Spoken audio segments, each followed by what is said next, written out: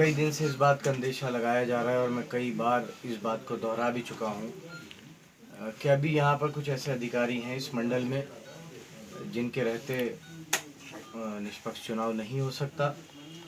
चुनाव आयोग में भी इस बात की शिकायत कर दी गई है और आगे भी कर रहे हैं। जो भी तरीक़ा उसका मुमकिन है उसके थ्रू। कल एक वाक़या पेश आया। एक मजबूत वर्कर हैं, एक मजबूत ज़िम्मेदार समाज के लोग हैं। उनमें से कई लोगों के घर पुलिस की दबिश पहुंची और कल पार्टी ऑफिस से निकलते वक्त एक हमारे बाबर खां अफरीदी हैं, उन्हें एसओजी की टीम गिरफ्तार करके ले गई। और गिरफ्तारी तो मैं उसे नहीं कहूँगा, ये कहूँगा कि इलीगल डिटेंशन। उन्हें उठा कर ले गई और मोटरसाइकिल पर बिठाल के दो आदमी आगे पीछे बैठ के उन्हें ले गए।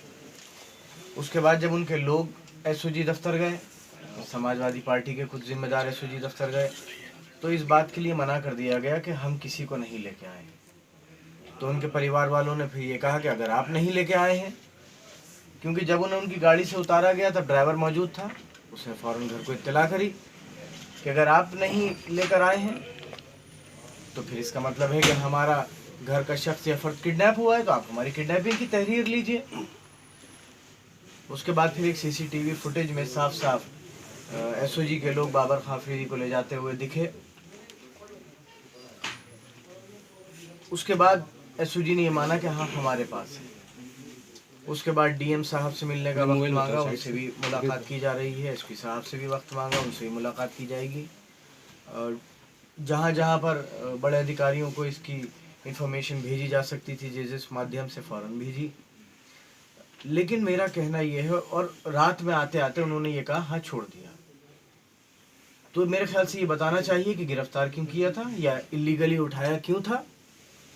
और चलिए, आज एक शख्स है, कल कोई और होगा, परसों कोई और होगा। भारतीय जनता पार्टी के उम्मीदवार और जो कांग्रेस पार्टी, इस मंडल के एक अधिकारी ने लिस्टें बना बनाकर हर थाने में और हर चौकी में दे दी हैं। और शायद पहली बार ऐसा हुआ है कि कोई कमिश्नर लेवल का अधिकारी बूथों की निरीक्षण के लिए गया है और उसने अलग कुछ निर्देश दिए हैं,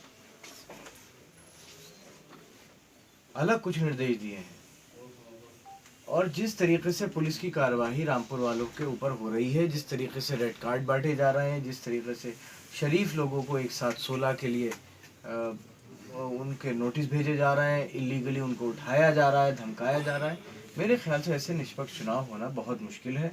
मेरी दरख्वास्त है चुनाव आयोग से कि वो कम से कम रामपुर के मामले में दखल दे और मुरादाबाद मंडल के कमिश्नर को स्थानांतरित करे यहाँ से। अब मैं इस सवाल का जवाब भी चाहता हूँ कि एक ऐसे अधिकारी जिनका डेपुटेशन बहुत पहले ख़त्म हो चुका है, जिनका एक्सटेंशन नियमों को ताक पर रखकर किया गया, या तो उनमें कोई ऐसी खूबी है जो सूबे के बाकी किसी अधिकारी में नहीं है जो उन्हें यहाँ रखा जा रहा है। अधिकारी तो बहुत हैं, बहुत अधिकारी हैं, या तो उनमें कोई ख़ास ऐसी सलाहियत है जिसकी वजह से उन्हें यहाँ रखा जा रहा है। और अगर ऐसा नहीं है तो किसी और अधिकारी को यहाँ भेजा जाना चाहिए, चुनाव आयोग को भेजना चाहिए, ताकि एक निष्पक्ष चुनाव हो सके। जिस तरीके से पुलिस यहाँ लोगों को धमका रही है, एक तरफ हम इस बात को कहते हैं कि लोग चुनाव के इस पर्व में ज़्यादा से ज़्यादा वोट डालें, लेकिन जिस तरीके का दहशत का माहौल रामपुर में बनाया जा रहा है, 40 और 50 हज़ार लोगों को रेड कार्ड और इलीगली गिरफ्तार करके और मुचल के भेजकर और वारंट भेजकर, मेरे ख्याल से यहाँ पर पोलिंग परसेंटेज कोई घरों से वोट डालने निकलेगा ही नहीं, डर से। और 2019 के बाई इलेक्शन में क्या हुआ था ये सबको मालूम है, और किसके कहने पर हुआ था ये भी सबको मालूम हो सकता है।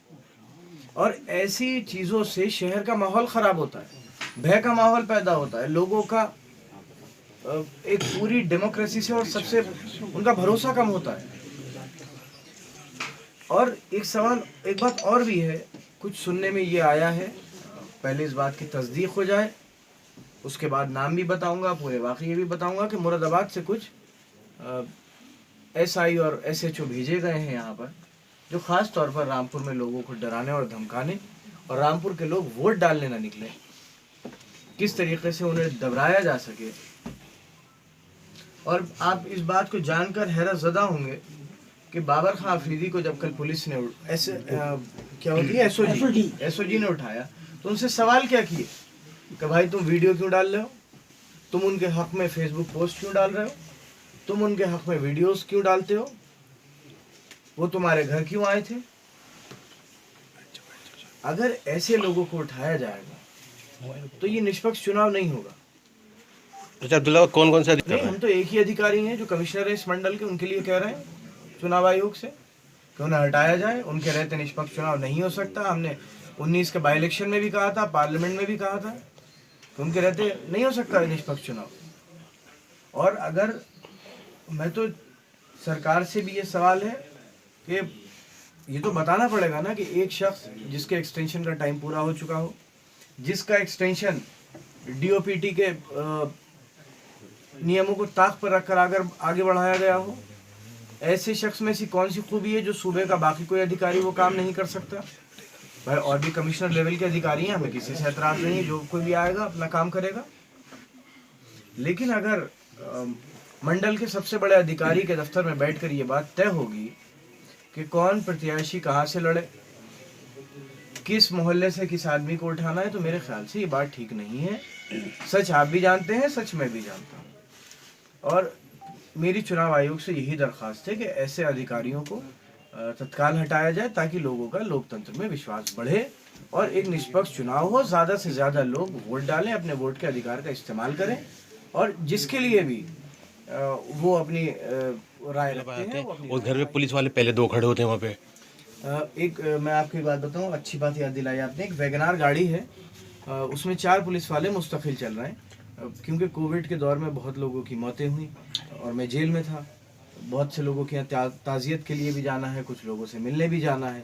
जहाँ जाओ वहाँ पुलिस पहले से उनको धमकाती है कि आप यहाँ नहीं बुलाएंगे। मैं कहीं चला जाऊँगा तो आगे पीछे से पुलिस आ जाएगी कि मिलेंगे नहीं तो मुकदमा हो जाएगा। उसके बाद जो परसों का एक वीडियो आपने देखा होगा, उसमें जो मैं लोगों से मिल रहा हूँ, मास्क लगे हुए 4-5 आदमी हैं, 3-4 गाड़ियाँ हैं। मैं उनसे कह, जो साहब मुझे ठोक रहे हैं उनके खुद के मास्क नहीं लगा था, जो उनके साथी थे उनके मास्क नहीं लगा था। वो अपनी पुलिस की गाड़ियां भी मेरी गाड़ियों में गिर रहे हैं। बराबर में बारात आई है, उसकी गाड़ियां भी कह रहा साहब ये आपकी में जाइए साहब देख लीजिए। अगर आपकी बात का संज्ञान नहीं बात का संज्ञान लेगा, चाहे वो रामपुर शहर हो, चाहे वो स्वारटांडा हो, चाहे वो चमरौआ हो, चाहे वो बिलासपुर हो, चाहे वो शाहबाद हो। बस आप ये समझ लीजिए लोग ऐसा माहौल है जैसे अनडिक्लेयर्ड इमरजेंसी हो रामपुर। अब्दुल्ला भाई, इस बार जो चुनाव बैकग्राउंड चेक किया है कभी? जो बाधित करने वाले लोग हैं उनका बैकग्राउंड अगर आप चेक करेंगे तो आपको सब एक ही पार्टी के मिलेंगे। क्यों? क्योंकि पूरी तैयारी है कि इनका कोई ना वर्कर निकले, ना इनके कोई लोग निकले।